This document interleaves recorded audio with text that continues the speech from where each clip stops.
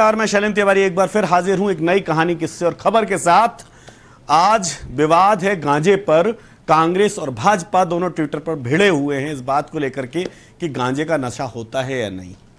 कांग्रेस का कहना है कि गांजे का दुरुपयोग किया जा रहा है, शिव बूटी कह करके शिव भक्तों के बहाने गांजे को प्रमोट किया जा रहा है। इस पर रोक लगनी चाहिए और इस पर कहीं ना कहीं एक सामाजिक तौर पर इसको बुराई के तौर पर स्वीकार किया जाना चाहिए। जो मंशा है ट्वीट की, जो कांग्रेस की तरफ से कांग्रेस के विधायक ने किया है, भाजपा ने उस पर पलटवार किया और कहा कि गांजे का उपयोग तो दवाइयों में हो रहा है। आयुर्वेद में तकरीबन 200 से 250 जगह गांजे के औषधि उपयोग की खबरें और जानकारी आयुर्वेद में है। तो ये विवाद क्या है, वजह क्या है, ये सब हम आपको बताएंगे। ये ठीक वैसे ही है जैसे एलन मस्क ने अभी हाल में एक ट्वीट करके सनसनी मचा दी थी। एलन मस्क ने कहा था कि वो कोका कोला खरीदेंगे और फिर कोकीन मिलाएंगे। तो कोकीन मिलाएंगे, इस कहानी को तो हम बाद में बताएंगे, लेकिन पहले आप समझ लीजिए दरअसल असल कहानी मध्य प्रदेश की सियासत में है। यहां पर गांजे पर विवाद हुआ है और विवाद की वजह है लक्ष्मण सिंह, कांग्रेस के विधायक हैं और भाजपा से पूर्व सांसद रहे हैं, और दिग्विजय सिंह जो मध्य प्रदेश के पूर्व मुख्यमंत्री हैं और कांग्रेस के बड़े नेता हैं, उनके छोटे भाई हैं और अपने बयानों के लिए चर्चाओं में रहते हैं। उन्होंने एक ट्वीट किया, उन्होंने ट्वीट किया, गांजे को शिव बूटी का नाम देकर दुर्भाग्यवश धर्म से जोड़ा जा रहा है। यही कारण है कि इसका सेवन अत्यधिक बढ़ता जा रहा है, जिससे युवा बर्बाद हो रहे हैं। शास्त्रों के अनुसार शिवजी ने अमृत मंथन में निकला विष पिया था, गांजा नहीं। ये कांग्रेस विधायक लक्ष्मण सिंह ट्वीट करते हैं और इस ट्वीट पर जवाब देने के लिए भाजपा की ओर से आते हैं प्रदेश प्रवक्ता हितेश वाजपेयी। ये डॉक्टर भी हैं, पेशे से डॉक्टर हैं, और ये बयान पर जवाब देने खड़े होते हैं। और जवाब भी आप सुनिए जरा। वो कहते हैं कि गांजे के पौधे में जो दो रसायन पाए जाते हैं वो हैं टेट्राहाइड्रोकेनाबिनोल यानी THC और कैनाबिडॉल यानी CBD। गांजे में नशा THC की मौजूदगी के कारण होता है, कैनाबिडॉल में नशे के कोई गुण नहीं है और इसके इस्तेमाल से किसी को नशे की लत नहीं लगती। हितेश वाजपेयी यही नहीं रुकते, आगे बोलते आयुर्वेद में करीब 200 अलग अलग जगहों में गांजे का जिक्र है। इस पौधे के मादक पदार्थ का नाम गांजा है, संस्कृत में इसे विजया कहते हैं। आयुर्वेद में इसके इस्तेमाल को बुरा नहीं माना जाता है। ये ट्वीट के बाद भी नहीं रुकते हैं हितेश वाजपेयी और आगे बोलते हैं। वो कहते हैं कि कई आयुर्वेदिक दवाएं हैं जिसमें न केवल विजया का इस्तेमाल किया जाता है, यानी विजया यानी गांजा का इस्तेमाल किया जाता है, बल्कि अफीम का भी इस्तेमाल होता है। ये इस बात पर निर्भर करता है कि आप इसे कैसे इस्तेमाल करते हैं और इसका इस्तेमाल कितना महत्वपूर्ण है। इस बात के बाद हितेश वाजपेयी कुछ आगे बोल पाते। लक्ष्मण सिंह ने अपनी जो बहस थी उसको विराम देते हुए कहा कि आप बहुत ज्ञानी हैं, मैं आपका मुकाबला नहीं कर सकता हूं। दरअसल ये विवाद क्यों खड़ा हुआ, किस वजह से खड़ा हुआ, दरअसल ये इशारा था लक्ष्मण सिंह के इलाके में, राजगढ़ जिले में इस तरह के मादक पदार्थों की अवैध बिक्री के मामले को लेकर के।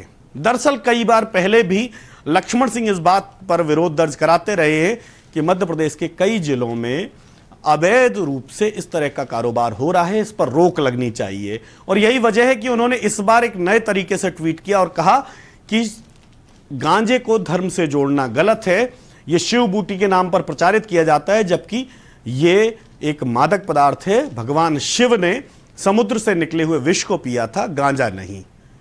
दरअसल कई बार कई तस्वीरों में शिव को गांजा पीते हुए भी दिखाते, इस पर भी ऐतराज है क्योंकि शास्त्रों में कई शंकराचार्यों ने भी इसका विरोध किया है कि इस तरह की चीजें कभी भी नजर नहीं आई है। जिस तरह से शिव का चरित्र गढ़ा गया है उस तरह का शिव का चरित्र नहीं है। शिव को गांजा पीते हुए दिखाने पर कई जगह कई सामाजिक स्तर पर भी इस पर आपत्ति जताई गई थी। और आज जब लक्ष्मण सिंह इस बात पर बोलने खड़े हुए तो उस पर भाजपा की तरफ से, भाजपा के प्रदेश प्रवक्ता है और पूर्व कैबिनेट मंत्री दर्जा भी रहा है हितेश वाजपेयी के पास, और उन्होंने टिप्पणी की कि इससे नशे की लत नहीं पड़ती है। अब डॉक्टर साहब ज्यादा समझते होंगे, ज्यादा जानते होंगे, तभी वो कह रहे हैं कि इससे नशे की लत नहीं पड़ती है। लेकिन कहीं ना कहीं सवाल इस बात पर भी है कि क्या गांजे को शिव बूटी के तौर पर आगे बढ़ने दिया जाना चाहिए? क्या गांजे को इस बात के लिए स्वीकार करना चाहिए कि उससे उसकी लत नहीं पड़ती? तो क्या उसके सामाजिक उपयोग की इजाजत है? क्या गांजे को एक दवाई के अलावा भी उपयोग करने की इजाजत दी जानी चाहिए? क्योंकि यह सवाल इसलिए खड़ा होता है कि जब भाजपा के प्रदेश प्रवक्ता यह कहते हैं कि इसमें जो केमिकल पाए जाते हैं वो दवाओं के उपयोग में आते हैं, तो इस बात पर खुशी जाहिर की जानी चाहिए कि गांजे का उपयोग मेडिसिन में किया जाना चाहिए, बिल्कुल होना चाहिए। लेकिन जिस बात पर लक्ष्मण सिंह बोल रहे हैं, जिस बात पर लक्ष्मण सिंह कह रहे हैं, उस पर हितेश वाजपेयी की टिप्पणी कहीं ना कहीं सवाल खड़े करती है। यह माना कि हितेश वाजपेयी ने भी गली लेकर के निकले, उन्होंने भी कहा कि इसके इस्तेमाल पर निर्भर करता है कि इसके उपयोग और दुरुपयोग क्या होंगे। लेकिन सवाल जो असली मुद्दा था वो इसमें छुप कर रह गया। असली मुद्दा था कि मध्य प्रदेश में युवाओं में इसका नशा तेजी से बढ़ रहा है, मध्य प्रदेश में भी गांजे की तस्करी लगातार बढ़ रही है, मध्य प्रदेश में गांजे का सेवन लगातार बढ़ रहा है। लेकिन यह बहस दूसरी दिशा में चली गई और धर्म से जोड़े जाने पर भी कोई आपत्ति नहीं दर्ज कराई गई। लेकिन आपत्ति किस बात पर दर्ज कराई गई कि इसके सेवन से लत नहीं लगती है। यह तो डॉक्टर साहब बताएंगे, हो सकता है उन्होंने सेवन किया हो या ना किया हो, या दूसरे लोगों ने किया हो ना किया हो। लेकिन कांग्रेस विधायक लक्ष्मण सिंह का जो बयान है वो कहीं ना कहीं एक मायने में महत्वपूर्ण हो जाता है। ये ठीक उसी तरह से है जो अभी पिछले दिनों टेस्ला के मालिक एलन मस्क ने एक बयान दिया था। और बयान क्या दिया था, उन्होंने ट्वीट किया था एक ट्विटर पर। ट्विटर को खरीदने के बाद उन्होंने कहा कि अब कोको कोला की बारी है, खरीदने के बाद उसमें कोकीन मिलाएंगे। तो जैसे ही ये बात हुई उसके बाद गूगल पर सर्चिंग शुरू हो गई, एकदम से तेजी से सर्चिंग शुरू हुई कि क्या वाकई में कोको कोला में कोकीन मिलाया जाता है।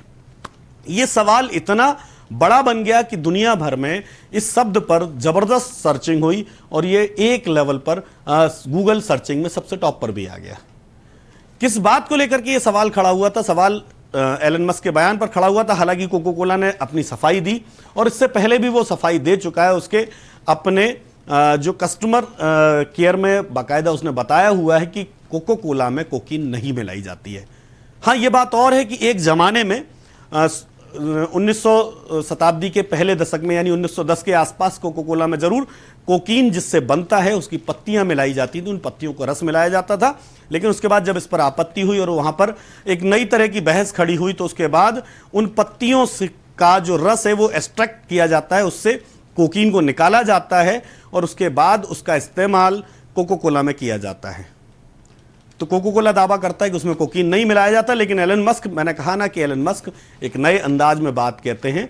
ट्विटर के लिए भी जिस अंदाज में बात कही थी उसी अंदाज में उन्होंने कोको कोला के लिए बात कही कि वो कोकीन मिलाएंगे। खैर ये मजाकिया बात थी, लेकिन मजाकिया मध्य प्रदेश में भी बात हुई। लेकिन उस बात की गहराई में जाने की वाकई में जरूरत थी। शायद भाजपा और कांग्रेस दोनों को इस बात पर सोचने की जरूरत है कि मध्य प्रदेश में अवैध तौर पर मादक पदार्थों की बिक्री पर रोक कैसे लगनी चाहिए, अवैध तौर पर मध्य प्रदेश में जिस तरह से इन चीजों का सेवन हो रहा है उस पर रोक कैसे लगनी चाहिए। बहस इस बात पर होनी चाहिए थी कि भाजपा और कांग्रेस मिलकर के नशे की लत में डूब रहे मध्य प्रदेश के युवाओं को कैसे बचाएंगे। बहस इस बात पर होनी चाहिए थी कि मध्य प्रदेश को उड़ता मध्य प्रदेश से बचाने के लिए हम क्या करेंगे।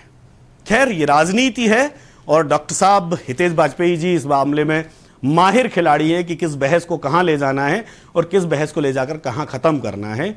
तो बहस की दिशा बदलने के लिए वो भी एक चतुर खिलाड़ी है, चतुर पॉलिटिशियन। और यही वजह रही कि लक्ष्मण सिंह ने जिस अंदाज में ट्वीट किया था, माना जा रहा था कि एक बहस का मुद्दा बनेगा, बजाय इसके उन्होंने बहस को शुरू होने से पहले ही खत्म कर लिया। तो आगे फिर मिलेंगे एक नई बहस के साथ, नए मुद्दे को लेकर के। तो आप बने रहिए हमारे साथ, तब तक के लिए नमस्कार।